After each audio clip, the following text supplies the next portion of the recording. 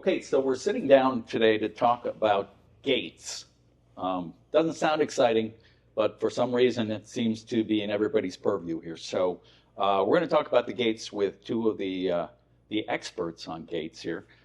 John Singleton, who is John. What's your title? Director of Community Services. Okay, and John, for better, more layman's terms, is part of the head of the patrol. Who goes in and out of the gates and watches the gates and does those things. And we're talking with Bill Bernard. We know Bill Bernard. Everybody knows Bill, right? Well, what's your title, Bill? General Manager. General Manager. Great. All right, so we're going to put your feet to the fire, Good. so to speak. Let's talk about the gates.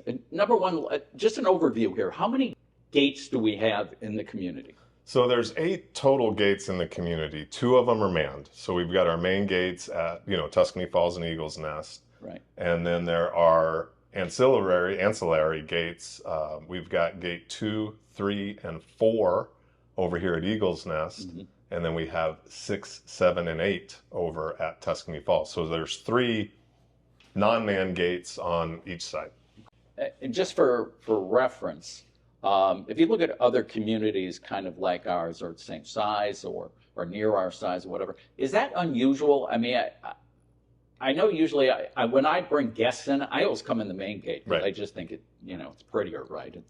The other ones are kind of convenience gates. Is that pretty typical or are we special in that way? I think we're very special in that regard. In fact, I'm not sure of any other community, certainly on the west side of town, that's private and gated. For example, Verado has no gates, Sun City Grand has no gates. And then some that do have gates, they have 1 gate or possibly 2 gates. And usually they're manned. So they have a manned gate. So this is a unique community. Certainly in my experience, when I go around and talk to people, nobody has 8 gates or 6 unmanned gates. And it's a convenience factor, really, right? Absolutely. I mean, that's why the gates are here. We wouldn't have to have those gates. Yeah. But it's easier for me to go out there and get on Serval and do that than to go all the way around. Right. The main So gate. you've got Indian School, exit on Indian School at both Tuscany Falls, and then 2 of them over here at Eagles Nest. Right. Then you've got the exit on Bullard, which is, again, it is more for convenience of our people getting in and out and being close to their house versus going in the main gates. And John, from a traffic standpoint, I know you guys have numbers, and I won't put you on the spot here because maybe you don't have the numbers, but what kind of numbers are we talking about coming in and out of the main gates? We do have numbers. See, you guys are prepared. I like that. So as an example, last month, this is last month. We had 31,000 come in through Eagles Nest main gate, and we had 49,000 come in to Tuscany's main gate. And the ancillary gates, the other 6 gates, totaled 110,000 vehicles. Wow. Yeah, and that's they're in huge. June. Yeah. So that's a slow month. Right. And then March, in March we had 150,000 come through the side gates. Right. And then, almost 150,000 came through the main gates. Needless to say, there's a ton of traffic. Thousands a day. Unbelievable amount. Yeah, Thousands a day. In December now, you could probably double that number. Really? December's our big month. Yeah. Okay. Let's separate it. A maintenance issue, because the gates open and closes thousands of times, versus somebody hit a gate or there's some damage, right? How do we break that? Well, and so, obviously this is a hot topic right now because we did have someone come through the gates and damage the gates, and, they were going through the wrong way, and they were negligent in that. And so that creates that. I will say that is pretty rare. Mm-hmm. I think maybe 1 or 2 a year will happen like that. But typically that causes more damage than, our regular maintenance when a motor, wears out or something like that. But again, talking about the complexities of the gates, I don't think people realize we've got hardware, we've got software, there's Wi-Fi going to every gate. So Wi-Fi is sometimes an issue as well. And then, I know we're having some problems with RFIDs not being able to read. That's a Wi-Fi issue where, these RFID cards are downloaded into our system so that reader out there will read your RFID and open the gate. There's a computer in every gate. So here's the heart right here. So this has electronics, hardware. So that's the guts right there of the system. So again, that's the Wi-Fi modem there. That's a computer piece for the gates, battery backup. Right.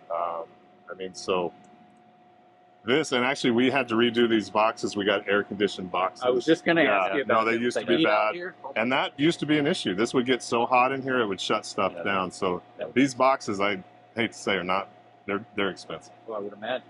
It's like a And, little refrigerator, really. Right. Yeah, and we need to maintain it too to make sure it's working.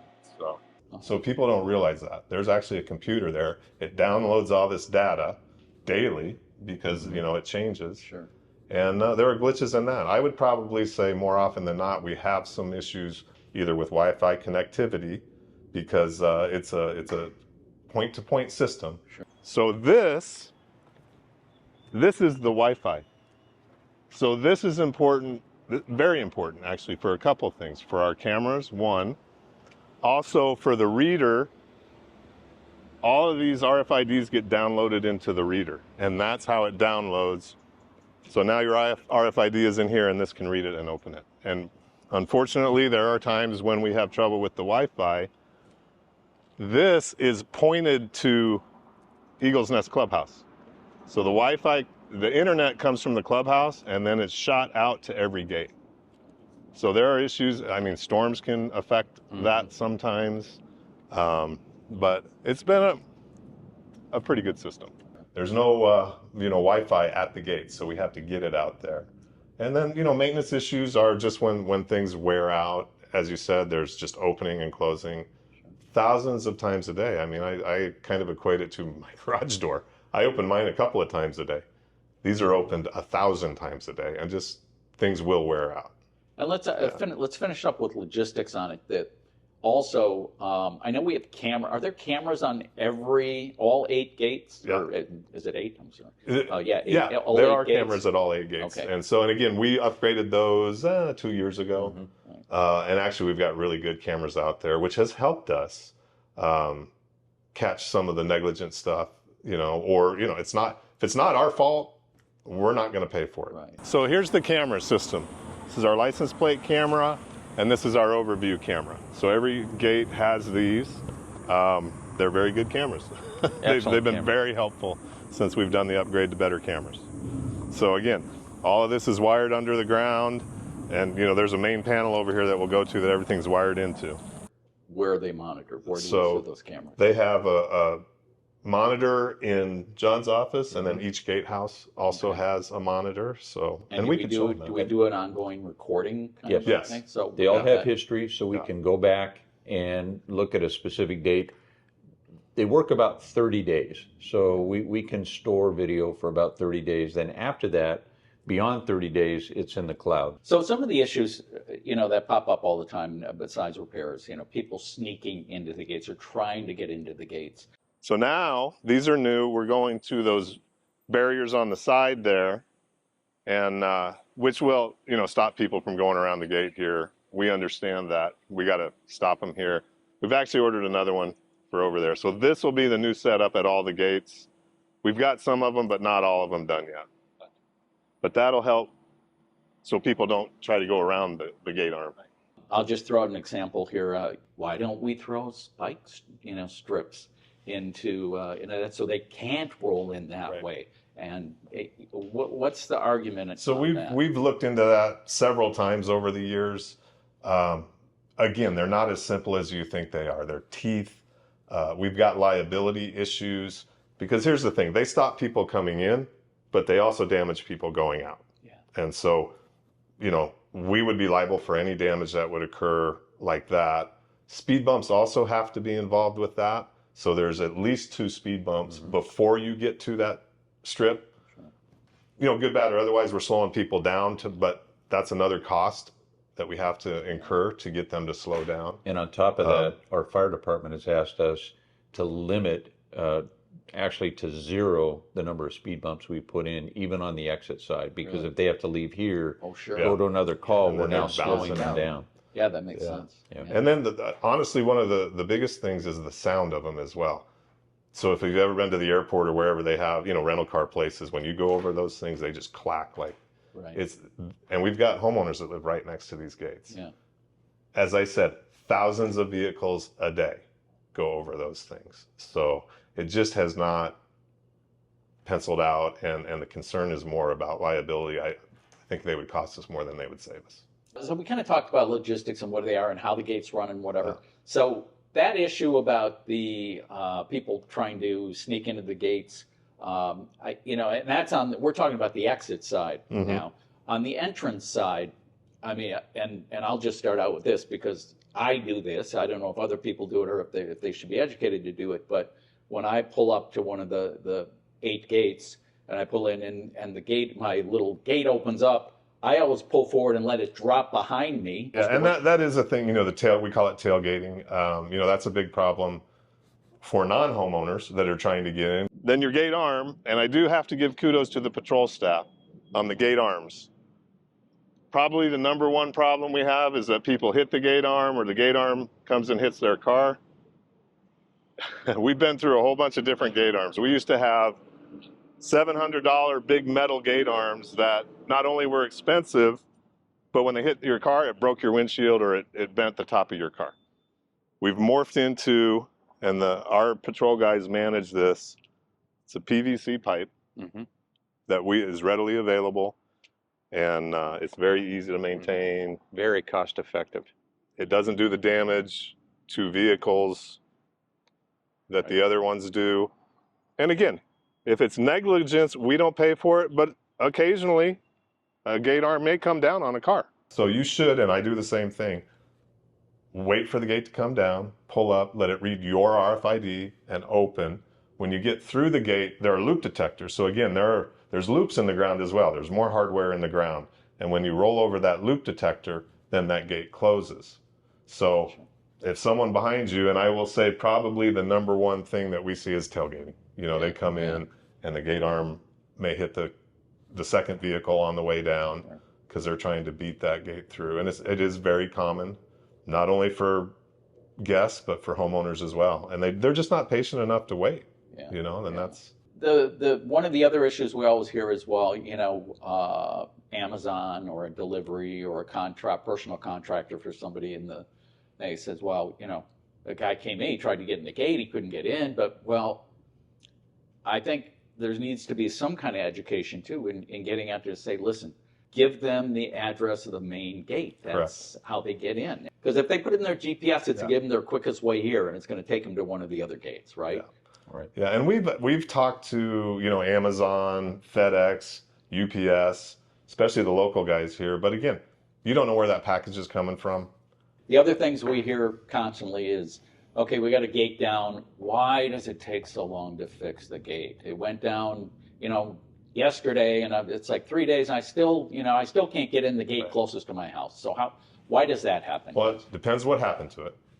So for example, if someone damages it, like happened at gate 6, a guy came in and hit both of our gates, and it damaged both gates. It damaged a swing arm. So we don't know what's going to be damaged in something like that case. The gates are our gate leafs are custom. So every gate leaf is different out there. So gate leafs right here, and we do have lights on these, so we did put lights on here for at night. These are LED lights, so they are lit up at night, so you can see that. And then here's your motors and what would I call those? That's the motor. It opens. It's opens the gate arm, the gate leaf arms. Yeah. Well, and the motor opens and closes the Right. gate. So there's 4 of those at every gate. Right. And then these pieces are also custom because they're all different sizes depending on where the motor is. And then we've got motors, we've got operators, we've got loop detectors over there. So it depends what it is that gets damaged. Sometimes it's real quick. Sometimes if it's a motor, and motors are not hard to get, so it'll be a day or 2. Depending on the type of damage, we may not have to replace the whole thing. We can repair that. And in that instance, they actually took the gate off, took it to the yard and refabricated it back to normal, and then brought it back out. Why don't we have a warehouse of like 5 or 10 of these sitting there so that we just go to the warehouse, pull them out, put them on? Why not? One of the reasons is a warranty on these items. So, for example, a motor might have a 12-month warranty. If I've got a motor sitting in my shelf for 12 months, when I put it on, it's out of warranty already. And actually, a lot of dealers won't even put it on because it's out of warranty already. So that's more of a simple item. But even like the hinges on these gates, these hinges are huge, big hinges. They're $350 for a hinge. Yep.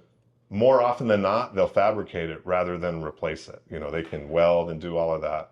So nobody's going to warehouse these parts. And there's too much cost on it, and warranty issues are the other. And those are more simple items that we can get readily. So why are all the gates different? Why isn't 6, 7, and 8 all the same, and 5 and 4? Why aren't they all using the same parts and whatever? What's the variables there that makes us use different parts? On the leafs themselves, it's based on the width of the road. Okay. And even the entrance and the exit are different widths. So the leafs are a little different. There are standard parts, for example, the motors and operators, but on Eagle's Nest, we've got older operators. So again, a lot of these parts are in our long range plan, and they're replaced over 7 to 10 years when they normally fail. So when we get a new one, it might be a new model. So we've got different motors over here than what we have over at Tuscany because those are newer motors or operators. And so when something goes down, we're going to replace it with the latest model. So let's talk about signs now. Gate 2. This one gets used quite a bit. But again, the length of this entrance, if I put a sign right there, nobody's going to read it. They're going to drive right by it. At least that's our opinion. Yep. So we put it right here as you're slowing down. So you see what's on the sign: resident entry only, trailers allowed at main gate, visitors, vendors must enter. There's the address. That's the Eagle's Nest main entrance. Then the phone number. And then we used to have a sign, and you'll see it on the main gates, don't tailgate. Of course, that screws right in the middle of it. But, how much bigger, I guess, if it's this big, are they going to read it more than if it's this big? So again, cost. We think this puts everything together on the sign that they need to know, and it gives them time to make that turn, because if they get up to that gate arm and they're stuck on it and a couple cars come right behind them, everybody's got to back up to get out of it. I've been here long enough to go through a lot of things. We used to have a dozen signs at the gates. So, no exit. We're going to fine you. Residents only. And so literally got complaints that our gates look like a billboard out there with just like little stamps everywhere that nobody can read, where they're at. So we did consolidate, and it was about a year ago where we consolidated everything. I will say we didn't have the address. It used to say main entrance, clubhouse, and Pebble Creek, So we added the address to the main gates, so if they're sitting there, they can get the address and put it in their phone and get to the main gates. But we consolidated it. The other argument is, where does somebody see the sign? Do they see it when they come in? I can tell you, if it's on the gate, it's too late, because now they're up at the gate arm and they haven't seen it yet. So at each gate, again, every entrance is different in length, in what kind of landscaping is there 1 lane or 2 lanes? So we went to every gate and we put it at the spot where we felt they've got to slow down. The sign's going to be right here if they're paying attention to it, and they have the ability to turn around by the time they see the sign. If they get past that sign and they're at the gate, it's already too late. Right. And some people say put them out on the road, but we did. We had two things. The city owns the right of way on the roads. So, but again, if you're making a left-hand turn from Indian School Road across 3 lanes of traffic and there's a sign over here, you're not even looking at it. So again, it's almost the less is better, and it's in a spot where if you get there, that's our theory, it's in a spot if you get there, you're slowing down, and everything's right there. It talks about where the entrance is, it's residents only, no trailers. We had, again, 10 signs, no trailers, no this, no that. And so everything is consolidated on that sign. And John, does the patrol ever do, I know you guys are busy enough and you're running around, but do they ever just, sit at one of the gates just to kind of watch them for a little while? Sure. Is that part of your plan? And they actually are good enough to know what times, believe it or not, there are certain times of the day that we get more coming in trying to get through those gates than at other times. So they know when those are, and they'll go sit at the gate and watch. And mostly for education. They're just letting people know, hey, you're coming in the wrong gate. This is where you need to go. Point out the sign to them, and just as a means of assistance. We're not out writing tickets for people that are coming in that way. This is a great convenience for us. Mm-hmm. I mean, to have these 8 gates to be able to go in and out and whatever. Absolutely. But it takes work, right? I mean, Yeah. you got 8 different gates, and there are, and a lot of communities don't have it. So number one, let's appreciate the Yeah. fact we have them. Right. And if 1 or 2 of them break down every once in a while, hey, it's a matter. That's how we do business. It just happens, right? Yeah. We talk a little bit about budget Sure. for them. What's, Sure. do we budget? Is there something a line item for it, or? Well, again, and I get that. Who pays for all of this? We pay hundreds of thousands of dollars for all these gate repairs. Well, no, we don't. The people that damage the gates pay for those repairs. So I'm trying to think when we didn't catch somebody, maybe somebody might knock a sign down or something like that. We may not catch that. So we do budget for gate repair, just general repair at the gates. It's about $30,000 a year that we put in the budget. Well, why don't we just replace all the gates with, the same equipment and the same this and everything, so everything is all the same? We're not just going to spend money to do them all.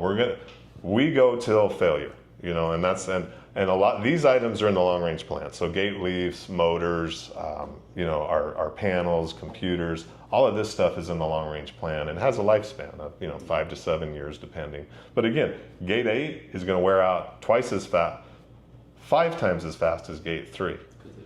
It gets used so much more. And when we replace those gates, are we staying with what we've got now? Are we upgrading? Are we downgrading? What? It depends on what the piece is. But if it's an operator, obviously we'll get whatever the latest, greatest, the operators do the gate arm. Sure. The motors, they get better and better. So, we're going to replace it with the latest, greatest, whatever it is. So I think we pretty much summarized and hopefully answered a lot of questions out there about the gates and things, and it's it's not the most exciting topic in the world, but I think it gets enough press on the e-group and all over the place, and people wondering and asking whatever. But I think we've hopefully answered everybody's questions, and I really appreciate you guys taking the time to do it. I know how busy you are, and to sit down with us and talk about this, I think is really valuable. I think people appreciate it. So thanks, guys. No, thank you. Well, we appreciate it as well.